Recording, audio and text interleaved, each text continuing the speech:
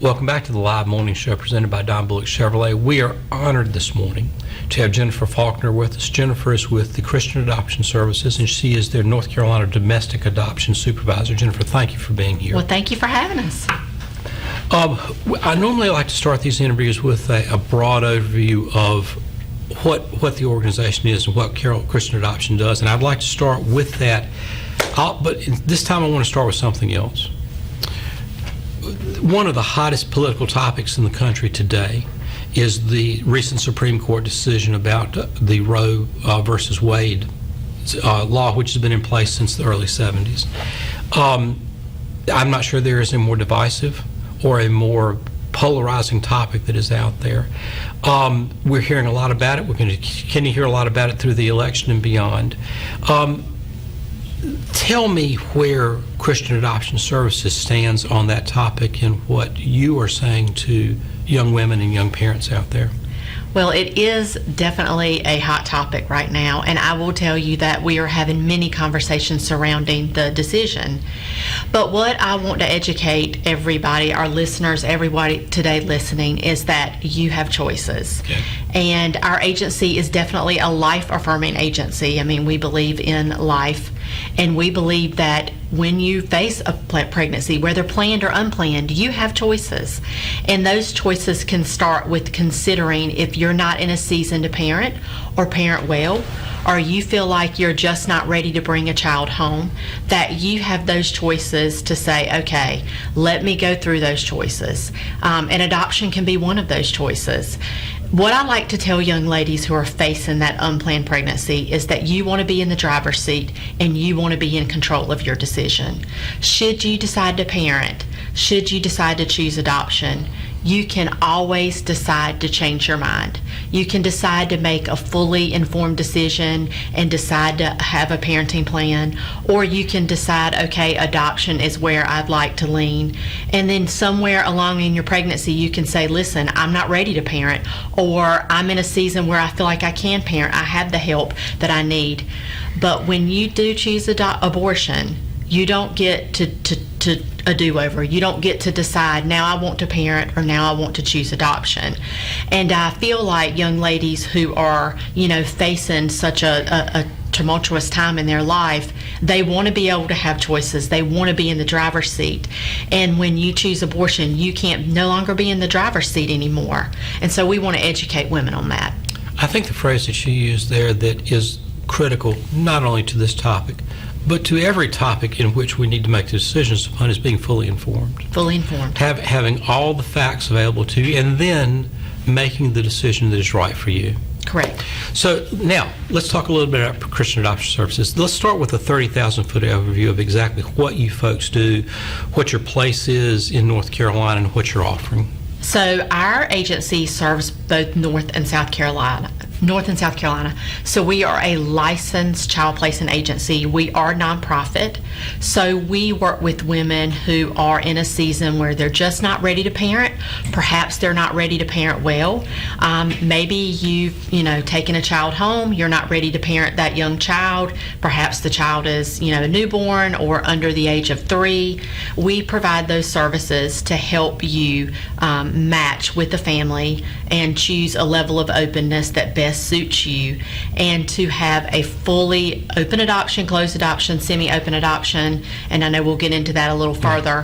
However, we want a young lady who is deciding, okay, I'm not ready to parent, to give her those options to make sure that we are the agency that can support her pre and post placement as long as she needs us. In doing my homework for this interview, I was struck with the information that's on your website. One of the things that struck me was the comprehensive plan that you have when someone reaches out to you. And I just want to hit a couple of the high points. Someone calls you. You have an adoption coordinator that will meet immediately with that person at a choice of the person's location. So you're going to meet someone where they are comfortable Correct. Talking to you. You can arrange prenatal care if the young woman does not have access to prenatal care. That would include Medicaid if that is appropriate. You can move forward whether the father is knowledgeable about this, or whether the father is cooperating. And tell me a little bit about that when you have a situation where a father is not cooperating. Yes, so a lot of times a young lady will even call. We actually have a 24-hour helpline, which I actually have that helpline, and so a woman can choose to reach out to us at any point of the day just to ask questions or to inquire about adoption or perhaps make a firm adoption plan. And some of those questions surround the father of the baby. You know, what rights does he have? And that a lot of times holds a young lady back from even picking up the phone and calling. But the state of North Carolina does have statutes that do involve birth fathers and birth father rights, which simply states that birth fathers have to show a genuine interest in parenting and that they are preparing for a child during that young lady's pregnancy, whether it's being able to set up a checking account, show an interest in going to the doctor, whatever those steps are that they're taking to show that they're interested in parenting. Now, I have a lot of times where young ladies say, well, he wants the child, but he's not participated in anything, and they kind of, a father of the baby may show up after the child is born, and there are steps that we take to notify him that an adoption proceeding is happening, but likely the statute protects that unborn child and a child that is born to move forward with adoption. Okay. Moving forward in the process, a mother-to-be chooses to go forward with the adoption process. She could select a family somewhere around 7 months into pregnancy. She has the opportunity to meet the family if that is her choice or not. And then the day of birth and the day after the birth, there's a plan that you help them with in terms of getting through the delivery and then placing the child with the adoptive family. Is that correct? So from start to finish, once someone calls you, you have a step or a process that they would be able to follow all the way through. That is right. I mean, a young lady calls us at different points in her pregnancy. So she may call us around 6 months. She may call us around 6 weeks. So we want to develop a plan that best suits her and best matches what she wants and what her needs are. There are 3 paths or 3 types of adoptions that you offer: closed, semi-open, and fully open. Let's talk a little bit about the differences between those 3 options. Well, the good thing here is that we're an agency, and so that even in a closed adoption, there's still a mediator between the expectant parents / birth parents, adoptive family. So even if a young lady decides, okay, I want to choose a fully closed adoption, our agency, adoptive parents, we ask that they send updates in, and there's a schedule of updates. The first year, it's every month of pictures and letters. Okay. So in that closed adoption, we're going to mediate, and we're going to send those updates to the birth family when they're ready for them. Sometimes it's every month. Sometimes they say, hey, hold them back until I'm ready. But we're going to be the go-between the birth parents and the adoptive family. A semi-open adoption allows that birth mom, expectant mom, during her pregnancy to meet that family, to get to know that family. Perhaps they're spending some time in the hospital together. Again, we want her to be in the driver's seat making those choices. But she may say, I don't want any contact after I've had the baby, but I still want you to be the mediator, and I still want that contact just through you guys. Okay. And the most popular choice is open adoption. And I really do, when I meet with an expectant mom, I really do encourage them to consider an open adoption, because at the center of this is the adoptee.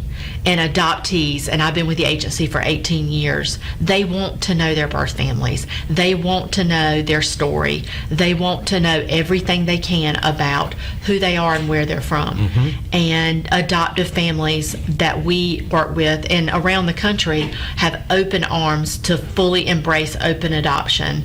You know, open adoption is not co-parenting. There are boundaries in place, but it allows those families to communicate and perhaps maybe visit a few times a year, emails, pictures, letters, text, but the communication lines are open and that relationship grows over time. Do you ever start with one option, say a closed option, and it transforms over time into a semi-open or an open adoption? So after birth, an expectant birth mom, has about 6 months to choose openness. If she were in the hospital when she gave birth and she decided, hey, I'm not ready to move forward with openness, that is okay. She has some time to decide that. I encourage my moms to really think through that, and there is a form that they sign in the hospital that opens the adoption so that we can exchange identifying information, and I encourage them to sign that and just decide when they're ready for openness. It may be a year from now, it may be 6 years from now, but they have that opportunity to do so when ready. Is there a cost to the mother to be the birth mom to work with Christian Adoption Services? All of our services are free and confidential to expectant parents, so we can actually help them. We have no fees for any service we provide to them. Okay. And being an agency, you represent both birth parents and adoptive families. Yes. So is there a cost to adoptive families to work with you folks? That's a great question. So we are a licensed nonprofit agency, which means we do not accept state or federal funds. So obviously we have to have fees for services. We do have fundraising events. So, we have to have those things in place to be able to provide services to expectant parents. What's the typical cost to a family to adopt a child these days? Well, there are different fees, and especially when it comes to where you are in the process. Well, I'll give you an example. Like a home study fee is around $1,500 to $2,000. And that is that's a fee that does what? What's a home study? So a home study is it is basically like, it looks like a 14-page document through our agency, and the families have to go through quite a bit to go to be able to adopt with our agency. Okay. So that includes your state and federal clearances. We look at everything from your childhood experiences and background to what your finances look like, what your neighborhood looks like, what your home looks like, if you have children in the home, your health and emotional, physical health, and our agency, we have a marriage requirement, and so we do need to explore their marriage as well. Okay. With regards to the families that you represent, you do both local, national, and international adoptions. Is there one that is has a great? You do more of one type than the other types? Yeah. So we actually have a direct child placing program through the Philippines. Okay. So that would be our larger, more popular program. Okay. Let's talk a little bit about a couple of things that you have in place. Tell me about the Emmanuel Home Project. So the Emmanuel Home, we are excited to be able to open that home probably in January or February, and that will be with women who have placed a child for adoption, who are not currently parenting children, they're single. They can come and live in the home for up to 1 year, and we're going to help them with education, a job, to be able just to get back on their feet, save money, and prepare them from life, basically, after they've placed a child. They would come into the Emmanuel house after giving birth? Yes. Okay. We do have some services for women who are pre-placement and who need some housing options. Back to the families that wish to adopt children or are looking to adopt children, do you have a waiting list? We do have a waiting list, and actually a very long waiting list. I get questions often for, families that they ask if we have homes for children. Our waiting list right now is over 300 families. Good gracious. So we are quite busy. You do have programs in place that can help defer some of the cost for families who are looking to adopt, is that correct? Definitely. So there are several grants out there that do help, with the placement fees. And as you said, those grants are not government or state grants, those are private foundation grants. They are private foundation grants. There's also in North Carolina income tax credit that you would receive in the year that your adoption's finalized. Tell me about the Woodward Scholarship. So the Woodward Scholarship Fund, James and Doris Woodward are the founders of our agency. So we have a scholarship fund that we like for families to apply to be able to receive monies towards their adoption expenses. How many adoptions do you typically facilitate during the course of a year? So this year we are over 30. Okay. So that is very exciting. That's amazing. Yeah. Did COVID affect your services? COVID did affect our services. Actually, COVID, a lot of expectant parents were afraid to meet in person, perhaps pick up the phone, and some of them thought that we just weren't serving expectant parents because of COVID, because a lot of people weren't open. But now a lot of women are calling and saying, we're glad you're open. We're glad that you're serving women. We've never closed our doors. We never plan to. No matter what pandemic hits, we are always available to serve expectant women who are thinking about adoption. You have a fundraiser coming up next month. We do. Tell us a little bit about that. So on October 20th at Rose Hill, we have a fundraiser that will feature one of our families that have adopted this year and the birth parent. That match was beautiful. It's a beautiful story. And we want to share a little bit about our agency, fundraise for this agency so we continue to spread the word and the message of adoption. Jennifer, this time goes so quickly. We are almost out of time. If anything that you have said sparks interest in any of our viewers, if there is someone out there who would like to donate, if there is a parent or a grandparent or an expectant mother or someone that says, I may know somebody, or right. I want to find out more. First of all, how can they get in touch with you? Well, we have a 24-hour birth parent helpline. So that helpline is 1-800-847-0038. And your website is?